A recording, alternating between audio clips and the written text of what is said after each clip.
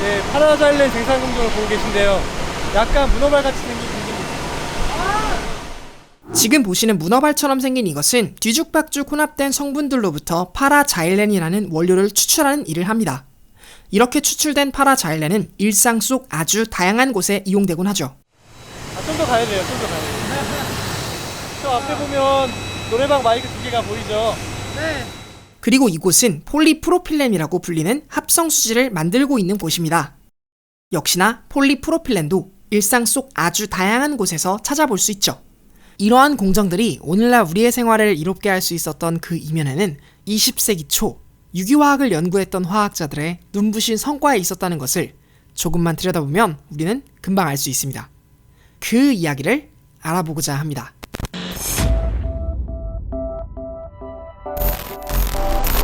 유기화학이 본격적으로 시작된 것은 19세기 초에 활동했던 미셸 슈브렐이라는 화학자로부터였습니다.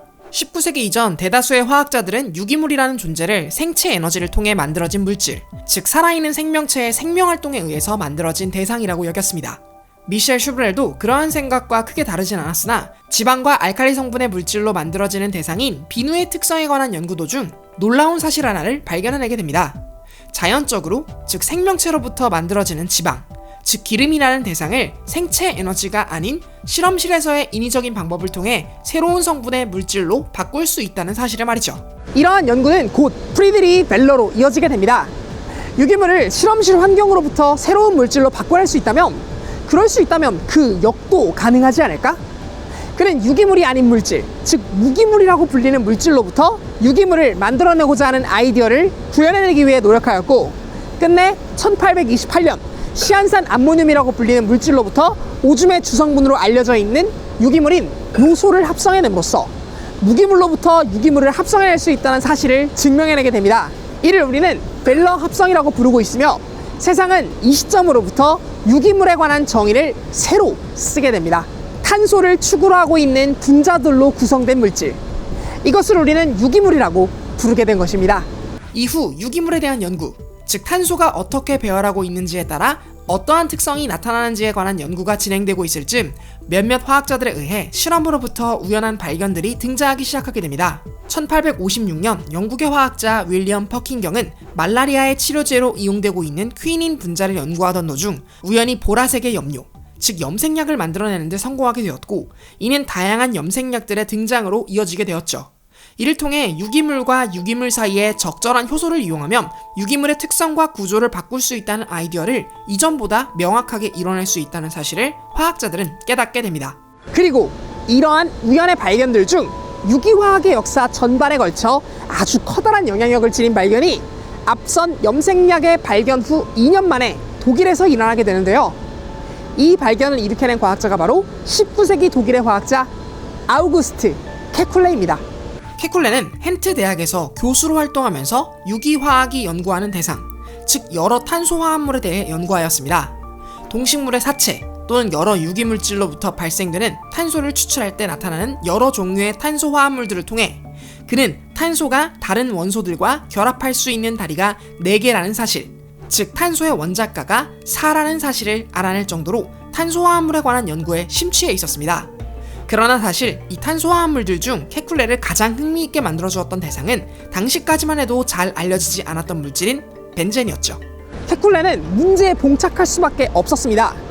대체 이 벤젠이라는 녀석은 어떻게 탄소와 수소가 정확하게 1:1 비율로 결합하면서도 자신의 형태를 유지할 수 있는 걸까? 이는 스스로가 제시한 탄소의 원작가가 4개라는 가설에 도저히 맞지 않았습니다. 그러던 중 아주 놀라운 경험을 하게 됩니다. 이 문제를 골똘히 생각하고 있던 어느 날, 그는 꿈속에서 꼬리를 물고 있는 뱀, 즉 연금술을 대표하는 바로 그 상징자인 오우보로스를 보게 되었고, 만약 탄소 체인들이 오우보로스처럼 꼬리에 꼬리를 물고 있으면서 그 결합 방법이 기존 탄소들과는 다른 방식을 취한다면, 그렇다면 벤젠이라는 구조를 합리적으로 설명할 수 있지 않을까? 라는 생각을 말이에요. 바로 이 우연한 꿈속의 아이디어로부터 탄생한 합리적인 결론에 의해서 드디어 벤젠 고리의 구조가 규명되게 되면서 이후 벤젠 고리에 탄소가 어떻게 붙어있는가에 따라서 벤젠, 톨루엔, 그리고 자이렌이라는 새로운 물질들 또한 밝혀지게 됩니다. 이 벤젠 꼬리가 포함된 분자들을 우리는 향을 만들어내는 친구들이라는 의미에서 아로마틱, 방향족이라고 부르게 됩니다. 하지만 이는 벤젠과 톨루엔이 강한 향을 발생시키기 때문에 붙은 이름이고 오늘날의 유기화학에서는 방향족을 향이 나는 친구들이라고 분류하지 않는답니다. 그보다는 벤젠 꼬리를 가지고 있는 친구들을 방향족이라고 부르죠. 벤젠은 구조 자체가 매우 안정적인지라 대부분 벤젠 주변에 있는 수소와 같은 물질들이 다른 물질이랑 자리를 바꾸는 치환 반응이라는 화학 반응을 하게 됩니다. 탄소 하나와 그 외 자리에 수소가 붙으면 톨루엔, 다른 곳에 또 붙으면 자이렌이 되지요. 바로 옆에, 그 다음 옆에, 또 그 다음 옆에 붙을 때마다 재미있게도 구조에 따라 성질이 조금씩 변하는 물질, 이성질체가 되기 때문에 이름도 조금씩 다르다는 특징을 가지기도 합니다. 하이드록시기, 즉 수소와 산소가 붙으면 페놀이 되고요. 여기에 카복시기, 즉 탄소와 산소 2개, 그리고 수소가 붙으면 살리실산이 되지요. 여기에 아세트산이 붙어버리면 아세틸살리실산이라는 물질이 되는데 이 물질이 바로 그 유명한 아스피린이라는 진통제입니다. TNT 폭탄의 원료로 알려진 트리니트로톨루엔은 톨루엔 근처에 질소와 산소들이 붙어서 만들어지기도 하죠. 이뿐만 아니라 플라스틱 수지들 중 하나인 스티렌 수지에도 이 벤젠 꼬리가 꼭 들어간다고 하니 방향적으로 만들어낼 수 있는 유용한 물질이 대체 얼마나 많은지 감이 오시나요? 이렇듯 벤젠 보리의 발견과 그를 가공하고 이용하는 것만으로도 인류는 기존 공정에서 생산하기 힘들었던 수많은 제품들을 생산할 수 있는 쾌거를 이뤄냈습니다. 그러나 유기물을 조작하여 우리 삶에 유용하게 쓸 수 있는 공정은 이뿐만이 아닙니다. 일상 속에서 정말 숨쉬는 것처럼 자주 볼 수 있으면서 너무나 당연하게 사용하고 있는 고마운 소재, 플라스틱 또한 이러한 유기화학의 발달과 그로 인한 공정으로부터 비롯되었죠.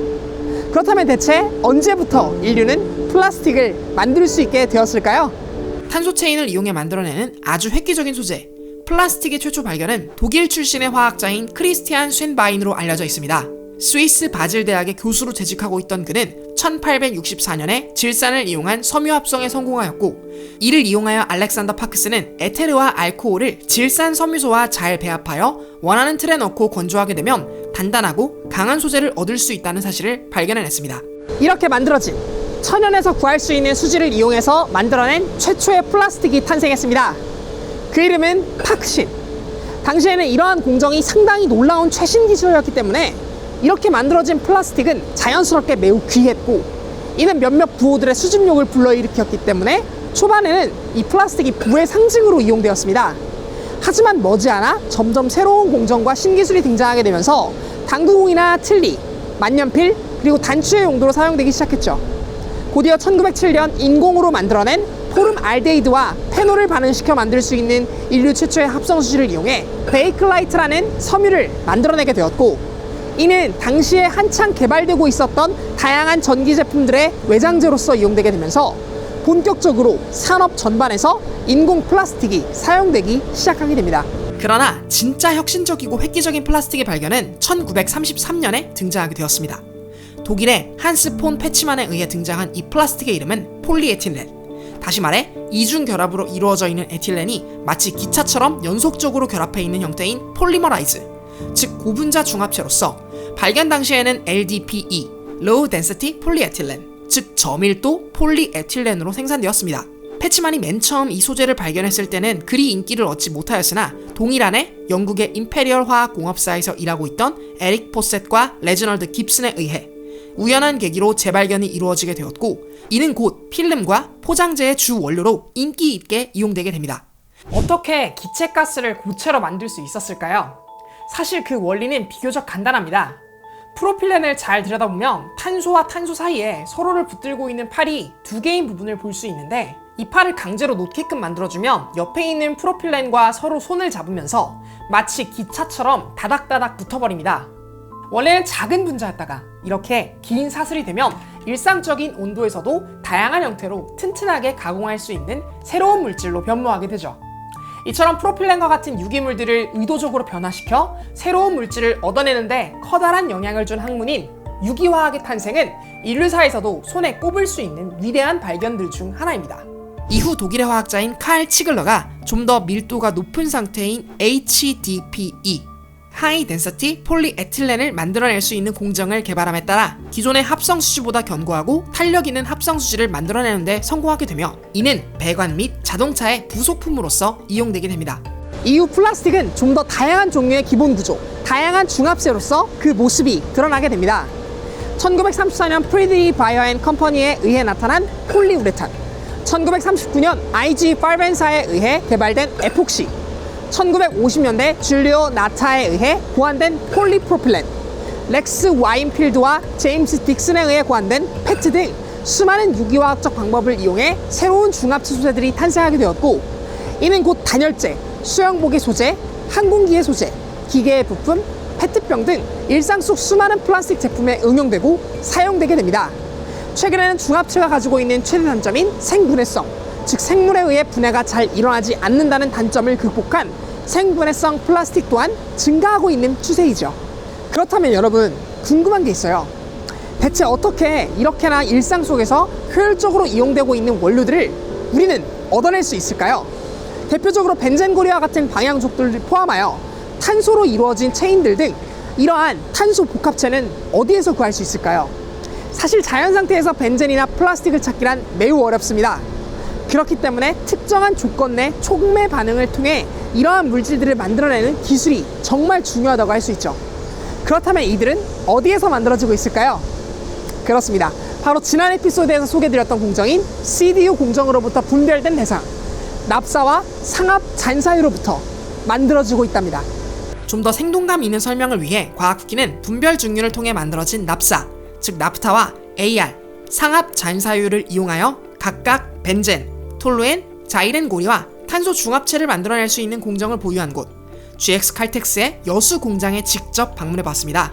기술팀에서 근무하고 계신 전문가분들과 함께 납사가 어떻게 방향족이 될 수 있는지, 또 어떻게 탄소 중합체를 만들어낼 수 있는지 함께 들여다보도록 할까요? 가장 메인은 플라스틱, 플라스틱, 또 하나는 휘발유. 휘발유. 휘발유라고 보시면 되겠어요. 그렇군요. 그러니까 우리가 아는 제품이라고 납사라고 하면 끓는 점에 대한 용어고요. 용어죠. 그거에 대한 제품은 플라스틱과 휘발유 두 개라고 보시면 되겠어요. 원료를 가지고 우리가 이제 이걸 가지고 리포밍을 하는 거. 네. 여기에서 이제 촉매가 들어간다고 네. 들었어요. 네, 두 가지 반응이 있는데 하나는 이 고리를 연결해주는 반응, 네. 그리고 두 번째는 수소를 빼주는 반응. 그게 두 개를 합쳐서 리포밍이라고 합니다.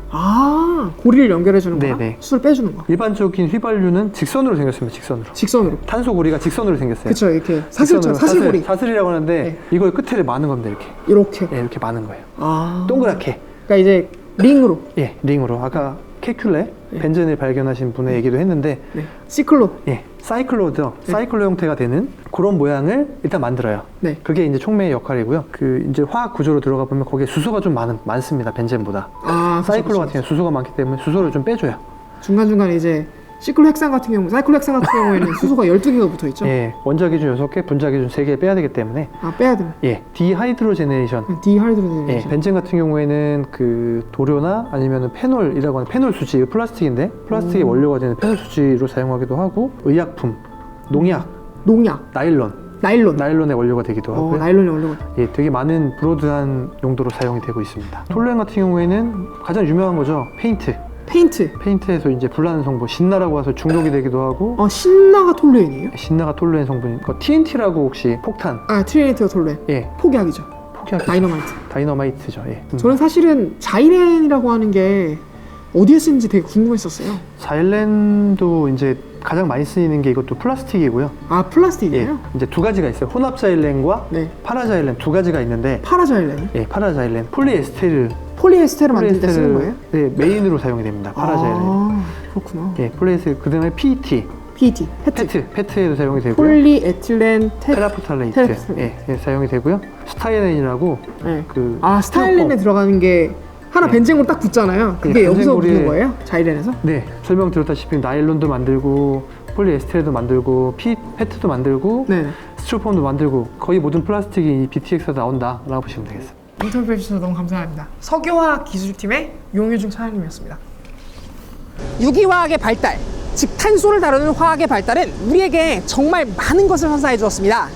단순히 연료로서 사용에 그칠 줄 알았던 석유를 플라스틱의 원료이자 약재의 원료, 방향제, 생활 필수품, 섬유 등 다양한 방식으로 활용되게 함은 물론 석유 찌꺼기로 취급되었던 아스팔트와 같은 존재들을 효율적인 연료로 탈바꿈시키는 능력을 소유할 수 있게 되기도 했죠. 이 모든 과정이 GX 칼텍스에서 보유하고 있는 공정에서 과거로부터 오늘날까지 지속적으로 이루어지고 있었고, 앞으로도 이루어지면서 우리의 삶에 필요한 재화들을 계속해서 공급해 줄 것입니다. 어찌 보면 유기화학에 꽂히자 아주 기본 물질인 탄소를 다룬다는 것은 앞으로의 우리 삶에 있어서 가장 중요한 뼈대를 다룬다는 것, 그리고 그것은 결국 우리의 삶의 질 그 자체를 다룬다는 걸 의미하는 것이 아닐까요? 과학스키였습니다. 감사합니다. 안녕하세요. 달콤한 과학의 이야기를 재미있게 만들어가는 과학 커뮤니케이터 과학스키입니다. 이번 제 채널의 에피소드가 마음에 드셨거나 앞으로도 과학에 관한 재미있는 이야기를 계속해서 받아보고 싶으신 구독자 여러분들이라면 구독과 알림 설정을 꼭 부탁드릴게요. 여러분 모두의 소중한 시청이 과학스키 채널을 운영하는 큰 힘이 됩니다. 또한 이 채널의 성장과 발전에 적극적으로 동참하고 싶으신 분들께서는 아래 설명란에 있는 링크 또는 구독 버튼 옆에 있는 멤버십 구독을 이용해 과학스키 채널을 후원해주세요. 바로 이곳에 멤버십 구독을 하신 모든 분들의 아이디를 남겨드리는 것은 물론 영상 제작 비하인드 스토리 등의 소소한 영상들도 계속해서 특전으로 만나보실 수 있습니다. 특별히 이 영상은 GX 칼텍스와의 협업을 통해서 제작이 되었습니다. 영상 시리즈가 제작될 수 있도록 지원해주시고 도와주신 GX 칼텍스와 여수 공장에게도 깊은 감사의 말씀을 드립니다. 자, 오늘도 시청해주셔서 너무 감사드리고요. 전 또 다음 영상으로 여러분들을 찾아뵙도록 하겠습니다. 언제나 그랬듯 과학을 쿠키처럼.